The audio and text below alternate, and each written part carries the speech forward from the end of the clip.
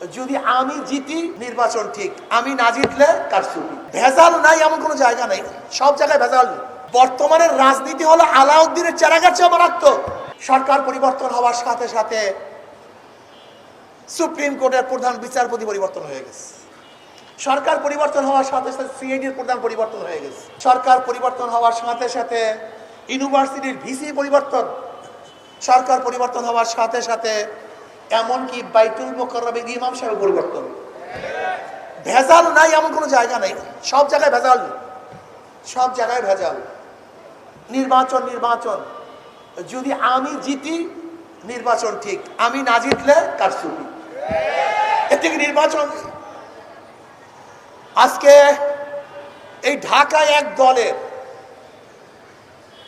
৩৩ নম্বর এক সদস্য হওয়ার জন্য 50 লক্ষ টাকা ডোনেশন করছে।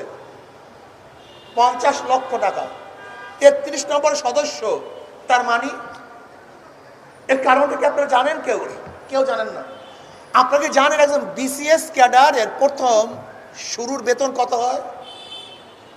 মাত্র 22,000 থেকে 35,000 টাকা।